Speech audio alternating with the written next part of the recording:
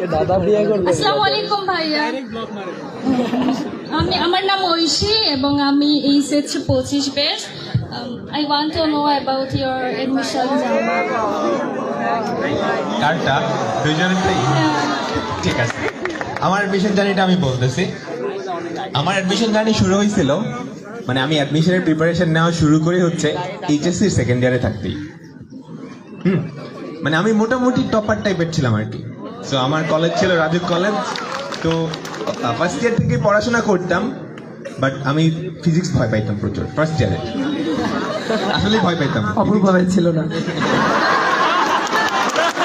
এখন আমাদেরও ভয় নাই অপূর্ব দাদাকে পেয়ে। ফিজিক্স পারতাম, ধরো বইয়ের যে অঙ্কগুলো আছে এগুলো পারতাম, ওর মতো দিলে পারতাম, একটু ঘুরাই দিলেই না মানে আমার অবস্থা একদম কাহিল হয়ে যেত। বাট বাকিগুলো আবার খুব পারতাম, ম্যাথস পারতাম, পারতাম, কেমিস্ট্রি পারতাম। জাস্ট ঝামেলা ছিল ফিজিক্সে। সো ফিজিক্সের ভয়টা কাটায় উঠতে একটু টাইম লাগছে। তো আমাকে হেল্প করছিল হচ্ছে অন্যরকম পাঠশালার জুয়েল ভাই, ওনার ক্লাসগুলো ছিল আর কি। ওই ক্লাসগুলো আমাকে অনেক হেল্প করছে। সো মানে ফিজিক্সের যে ভয়টা, ওই ভয়টা কাটাইতে হেল্প করছে আর কি। এরপর বুঝলাম যে ফিজিক্সে অনেক ইন্টারেস্টিং ভাবে পড়া যায়।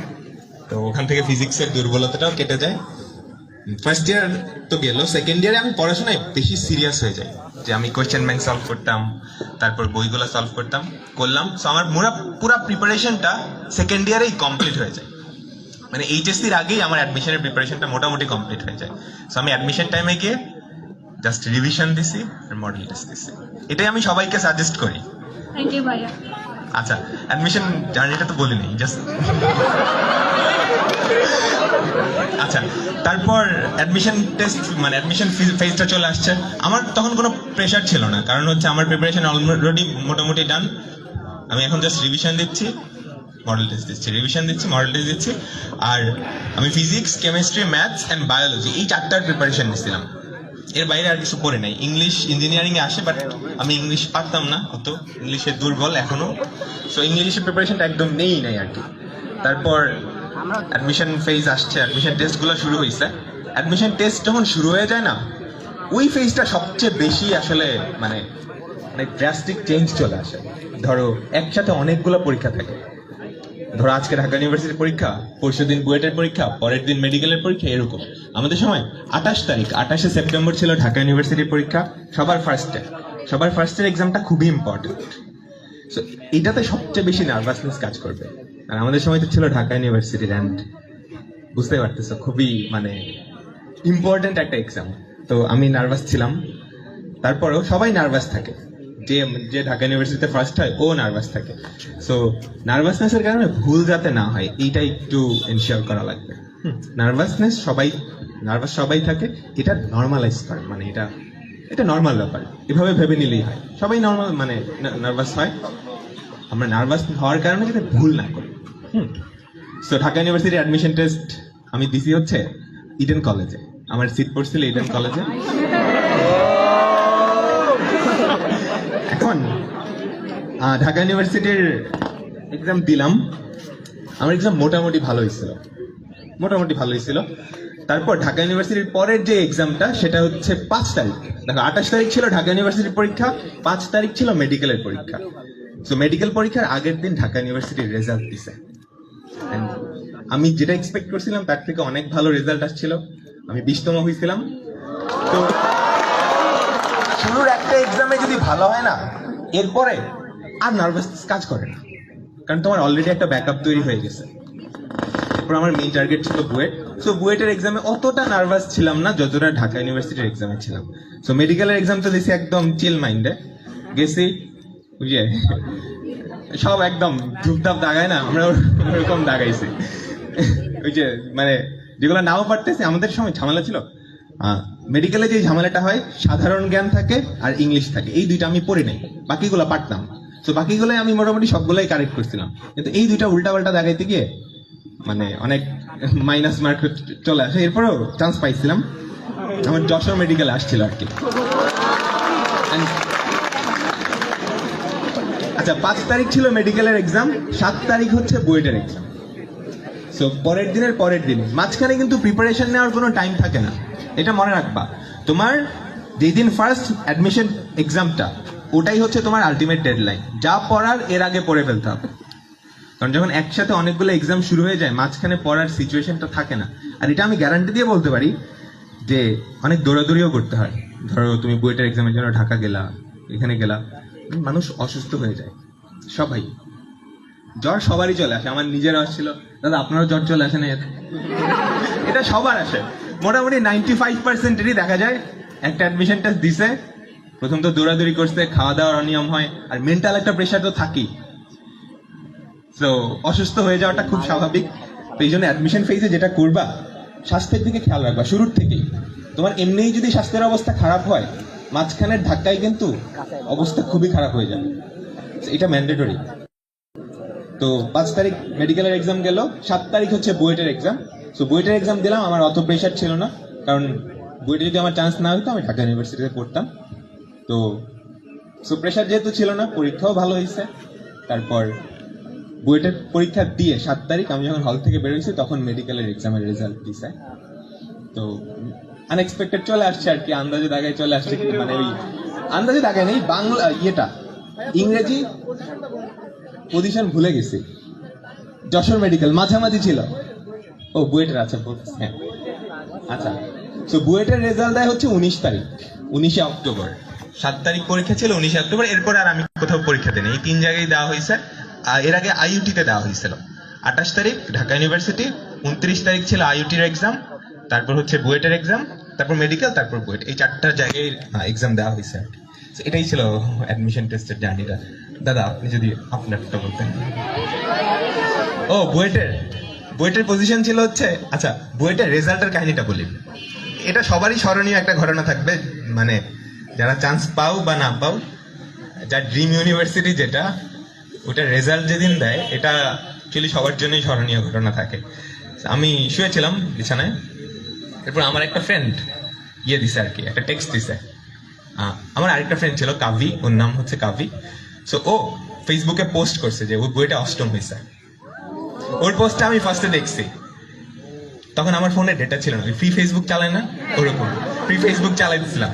তখন আমি যেটা করছি, সাথে সাথে আমার ফোনে ছিল না, মানে ব্যালেন্সও ছিল না। আমার পাশেই দোকান ছিল, আমি ওখানে গিয়ে রিচার্জ করছি, ইন্টারনেট কিনছি, তারপর রেজাল্টের ওয়েবসাইটে ঢুকলাম।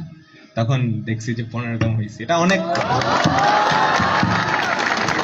অনেক হ্যাপি একটা মোমেন্ট ছিল, এটা ভোলার মতো না। তোমাদের রাকিবুল ভাইয়ের অ্যাডমিশন জার্নি এবং তার সেই সময়টা খুবই কিন্তু উজ্জ্বল। ঠিক আছে, তোমরা কিন্তু এরকম একটা টপার ভাইয়াদের ক্লাস পাইতেছো, এটা ধরো যে আমাদের একটা সময় ড্রিম ছিল। তো তোমরা সেটা পাইতেছো, আমরা পাই নাই। তো আমার অ্যাডমিশন জার্নি, আমি কিন্তু তোমাদের মানে অনেক সিনিয়র, বুঝছো? আমি কিন্তু বুড়া মানুষ। আমার হচ্ছে এইচএসসি ব্যাচ হচ্ছে 13 ব্যাচ, 2013। আমার থেকে 5 বছরের সিনিয়র। 2013 সালে আমি এইচএসসি দিছি, আর এসএসসি হচ্ছে আমার 11তে। তো আমি কিন্তু একেবারে ধরো যে গ্রাম এবং মফস্বলের ছেলে। আমি 2013 সালে যখন আর কি কলেজে ভর্তি হই, অনেকটা জেদ করে, বাড়ি থেকে জেদ করে, গ্রাম থেকে না, আমি গ্রামে পড়বো না, আমি ঢাকায় গিয়ে পড়বো। তো সেরকম জেদ করেই কিন্তু ঢাকায় যাওয়া। আর আমি ডিআরএমসিতে পড়তাম, আমার কলেজ ছিল DRMC, Dhaka residential model college. তো আমরা যখন পড়াশোনা করতাম, আমার ফার্স্ট ইয়ার সেকেন্ড ইয়ার খুবই মনে করো যে গ্যাপে গেছে আর কি, মানে পড়াশোনা তেমন হয় নাই। তো কেন হয় নাই, যারা ধরো ডিআরএমসির স্টুডেন্ট তাদের কিন্তু হাউস বয় থাকতে হয় আর কি, মানে অনেকের যাদের মর্নিং শিফট তাদের হাউস বয় থাকতে হয়। তো ওই হাউসে থেকে পড়াশোনাটা ওইভাবে হয় না। আর ওইখানে মনে করো আইসোলেটেড থাকতে হয়, তোমার বাইরের কোনো জগতের সাথে তোমার কোনো সম্পর্ক নেই, ফোন ইউজ করা যাবে না, বাইরে প্রাইভেট পড়া যাবে না, কলেজের টিচারদের কাছেই পড়তে হবে। তো অ্যাডমিশনে বুয়েট বা ধরো যে আমার টার্গেট ছিল ইঞ্জিনিয়ারিং, তো ইঞ্জিনিয়ারিং লাইফের যে পড়াশোনা, ইঞ্জিনিয়ারিং টার্গেট করে যে পড়াশোনা, সেই পড়াশোনাটার সিস্টেম সম্পর্কে কিন্তু অবগত আমরা ছিলাম না, বিশেষ করে আমি অবগত ছিলাম না। যখন আমি বোর্ড পরীক্ষার পরে যখন বাইরে বের হলাম, তখন আমার কাছে মনে হইলো যে না, পড়াশোনাটা আমরা যেভাবে করছি ওই ওয়েতে করা যায় না, বা আরও একটা সুন্দর ওয়ে আছে যে ওয়েতে করতে হয়। তো ওইভাবে যদি পড়াশোনাটা করা যাইতো তাহলে ভালো একটা র্যাঙ্ক হইতো বা ভালো একটা পজিশন হইতো। আমার কিন্তু বুয়েটে চান্স হয় নাই, আমি বুয়েটে পরীক্ষা দিয়েছি, আমার বুয়েটে চান্স হয় নাই। আমার তারপরে ঢাকা ইউনিভার্সিটি পরীক্ষা ছিল, সেটাতেও হয় নাই। তারপরে আমার মেডিকেল হয় নাই, আমার রুয়েট কুয়েট চুয়েট এই তিনটাতে আমি ইঞ্জিনিয়ারিং পড়ার ইচ্ছা ছিল, তো এই তিনটা পরীক্ষা দিয়েছি, আর কোথাও পরীক্ষা দিই নাই। তারপর এই তিনটাতে হয়েছিল, রুয়েটের র্যাঙ্ক আসছিল 231তম, তো আমি সেইখানেই আর কি ভর্তি হয়ে গেছিলাম পরে।